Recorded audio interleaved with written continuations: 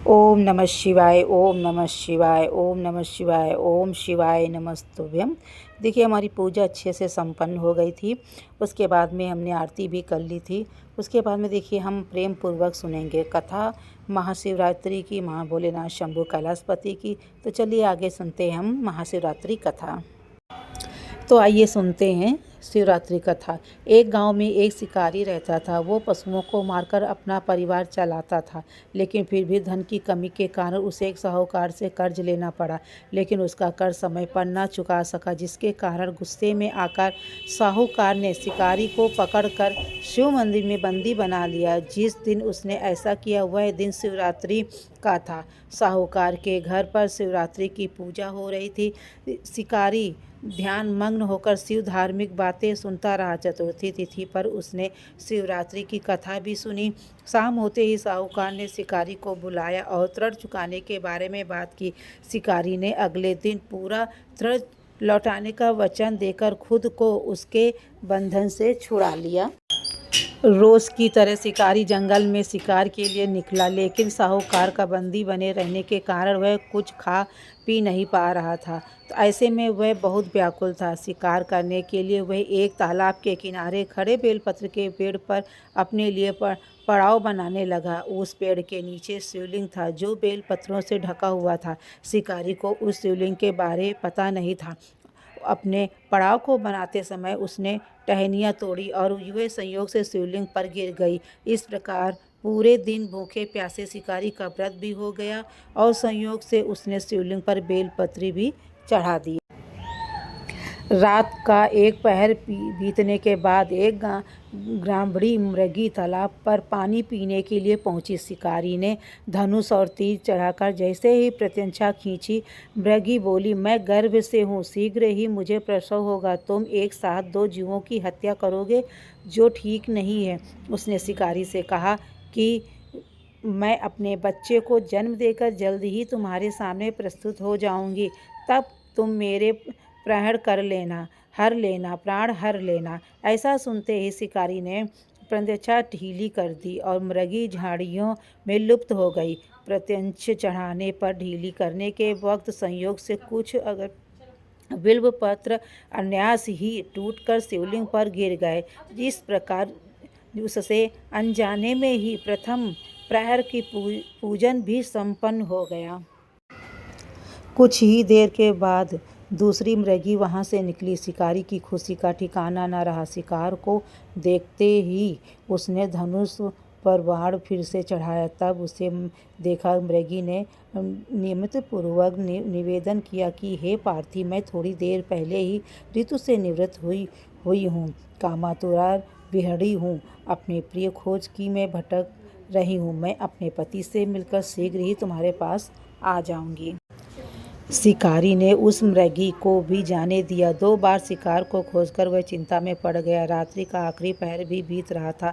इस बार भी उसके धनुष से लगकर कुछ बेलपत्र फिर से शिवलिंग पर जा गिरे। तब दूसरे प्रहर की पूजा भी संपन्न हो गई।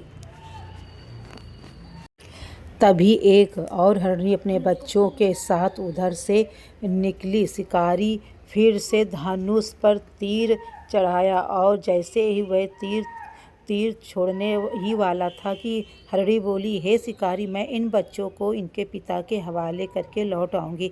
इस समय मुझे मत मारो। शिकारी हंसा और उसने कहा कि सामने आए शिकार को छोड़ दूं, मैं ऐसा मूर्ख नहीं। इससे पहले मैं 2 बार अपने शिकार खो चुका हूँ। मेरे बच्चे भूखे प्यासे होंगे। जवाब देते हुए हरिणी ने कहा, जैसे तुम्हें अपने बच्चों की ममता सता रही है, वैसे ही मुझे भी है। शिकारी, मेरा भरोसा करो, मैं इन्हें इनके पिता के पास छोड़कर वापस लौटने का वचन देती हूँ।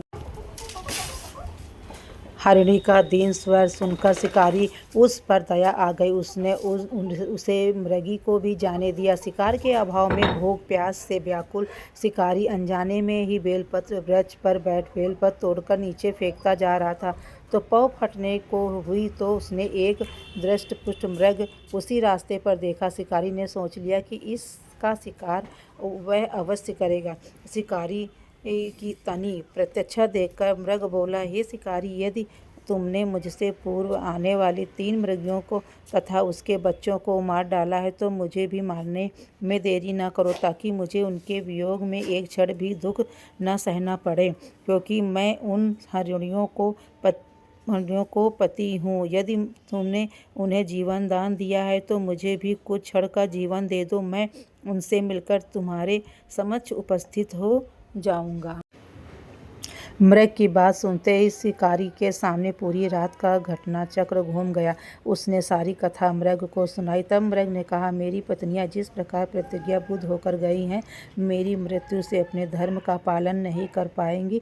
अंत में जैसे तुमने उन्हें विश्वास पात्र मानकर छोड़ा है, वैसे ही तुझे भी जाने दो। मैं उन सबके साथ तुम्हारे सामने उपस्थित हो जाऊंगा। शिकारी ने उसे भी जाने दिया। जिस प्रकार सुबह हो गई और व्रत उपवास रात्रि जागरण था। शिवलिंग पर संयोग से बेलपत्र चढ़ाने से अनजाने में ही सही शिकारी की शिवरात्रि पूजा शुरू हो गई। अनजाने में हुई पूजन का परिणाम उसे तत्काल मिला। शिकारी का हिंसक हृदय निर्मल हो गया और उसमें भगवती का वास हो गया। थोड़ी देर के बाद मृग अपने परिवार के साथ शिकारी के पास उपस्थित हो गया, ताकि वह अपने शिकार कर सका। किंतु जंगली पशुओं की ऐसा सतता, सात्विकता एवं सामूहिक प्रेम भावना देखकर शिकारी को बड़ी ग्लानि हुई और उसने मृग परिवार को जाने दिया। अनजाने में ही शिवरात्रि का व्रत का पालन करने पर भी शिकारी को मोक्ष की प्राप्ति हुई। और जब मृत्यु काल के समय यमदूत उसे लेने आए, तो 100 गुणों से उन्हें पापों का वापस भेज दिया तथा वे शिकारी को शिवलोक ले गए। और ये थी हमारी महाशिवरात्रि कथा। थोड़ी सी लंबी हो गई, लेकिन इसको सुनने से सारे कष्ट दूर होते हैं। तो ये कथा ज़रूर से ज़रूर सुनिए। और आप सभी लोगों को दिल से ओम नमः शिवाय, ओम नमः शिवाय, ओम नमः शिवाय, ओम शिवाय नमस्तुभ्यम। और अगर हमारा वीडियो कैसा लगा कमेंट्स में ज़रूर बताइएगा। कथा कैसी लगी बताइएगा। अगर नए हैं तो मेरे चैनल को लाइक सब्सक्राइब ज़रूर से ज़रूर करें। ओम नमः शिवाय। हरे कृष्णा। राधे राधे। जय श्री श्याम।